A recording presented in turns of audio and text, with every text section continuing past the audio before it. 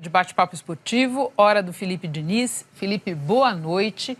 Podemos começar pelo Campeonato Paulista, onde deu mais ou menos o esperado, os 4 grandes nas semifinais. Exatamente isso, Renata. Boa noite para você, boa noite a todos que nos acompanham. Vamos direto, então, mostrar os jogos do Campeonato Paulista dessa noite. Aconteceram as 2 semifinais que restavam. Em Itaquera, jogaram Corinthians e Ferroviária. Olha, a jogada do Cleison, gol marcado pelo Júnior Urso para fazer Corinthians 1-0. O chute do Diogo Matheus desviou no Thiago Santos para o empate da Ferroviária. Como também havia sido 1-1 o primeiro jogo, a decisão foi para os pênaltis. E aí brilhou mais uma vez Cássio, olha, ele defendeu a cobrança do Thiago Santos. E na última cobrança, o Pedrinho bateu no meio do gol, no alto, para classificar o Corinthians para a semifinal do Campeonato Estadual.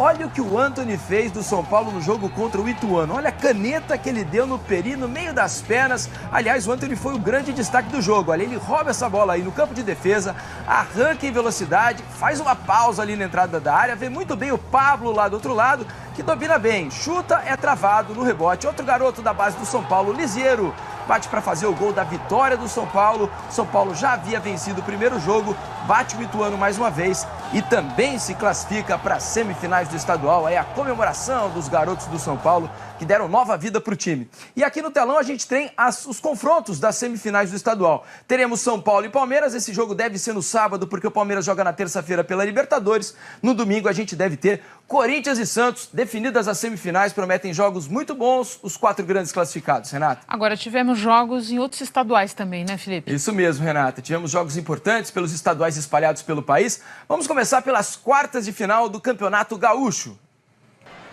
Internacional e Novo Hamburgo jogaram no Beira-Rio. Cobrança de escanteio na primeira trave para Newton dar a vitória para o Novo Hamburgo.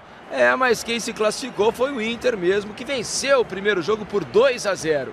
Semifinal do Campeonato Baiano, Atlético de Alagoinhas e Bahia. A primeira imagem não é de bola rolando, uma reclamação assintosa do médico do Atlético para cima do árbitro. Detalhe, o nome dele é Joaquim Neto. Além de médico do Atlético, ele também é prefeito de Alagoinhas. Essa não foi legal, não. No contra-ataque, passe do Elber para o gol do Fernandão, Bahia 1-0. Elber faz boa jogada e toca para Shailon. Ele limpa o lance e bate para fazer o segundo. Bahia classificado para a final. Espera agora o vencedor entre Bahia de Feira de Santana e Vitória da Conquista.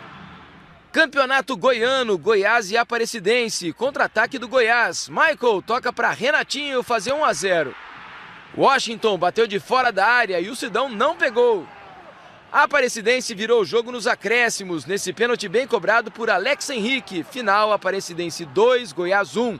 Apesar da derrota, o Goiás se classificou para as semifinais por ter feito 3-1 na primeira partida. Olha, e pela Libertadores, o Cruzeiro recebeu o Deportivo Lara da Venezuela. Venceu por 2-0 no Mineirão. Só que até o momento a TV Globo não recebeu as imagens com os gols do jogo, Renata. Felipe, pela Copa do Brasil, um único jogo essa noite com uma bonita homenagem ao jornalista Rafael Renzel. Exatamente. Foi no confronto estadual, jogo entre Chapecoense e Criciúma. A gente vai mostrar agora as homenagens ao Rafael Renzel, né, jornalista, sobrevivente do voo da Chapecoense, que caiu em 2016. Ontem morreu vítima de infarto. Aí as belas homenagens lá na Arena Condá. Com bola rolando, Eli Carlos, do meio da rua, bateu para fazer Chapecoense 1-0. O Eduardo cruzou, a zaga tirou mal e o Campanharo fez 2-0. Depois do escanteio, o Sandro diminuiu para o Criciúma, 2-1. O Kaique cruzou na medida para o Bruno Cozendei empatar o jogo, 2-2. Só que nos acréscimos, o Eduardo cruzou, o Everaldo cabeceou, o Bruno Grossi defendeu e o Lourenço marcou o gol da vitória da Chapecoense. Chapecoense, então, 3-2, tem o jogo da volta agora em Criciúma. Felipe, também tivemos essa noite um Fla-Flu emocionante no Maracanã. Um jogaço no Maracanã, muito obrigado, muito discutido. E agora a gente vai colocar o que melhor rolou lá no Maracanã, olha. O Flamengo saiu na frente, a gente vai ver o Bruno Henrique ajeitar. Olha a pancada que soltou o René de perna esquerda, acertou o cantinho, belo gol do René para fazer Flamengo 1-0. O Fluminense empatou nesse lance aí, ó. O Everaldo foi ao chão, foi derrubado pelo Léo Duarte, o árbitro com o auxílio do VAR marcou pênalti. E Johnny Gonzalez bateu bem para fazer o gol do Fluminense, o gol de empate, 1-1. Depois, nos acréscimos, nesse lance aí, ó, o juiz deu pênalti do Léo Santos no Lucas Silva, garoto do Flamengo. não usou o VAR, deu pênalti e confirmou.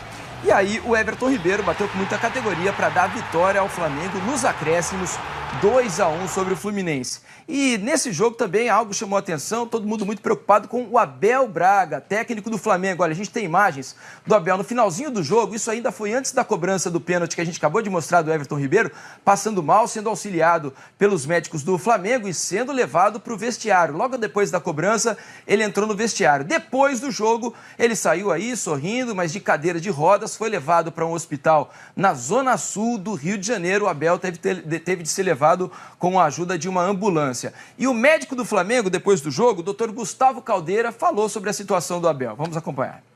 Tá ótimo, tá muito bem, tá sem dor, tá acordado, orientado.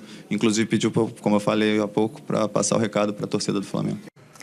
A gente então vai acompanhar a situação do Abel. Tomara que ele esteja bem, né, Renato? Força para o Abel. Sem dúvida. Muito obrigada, Felipe. Obrigado, Renato.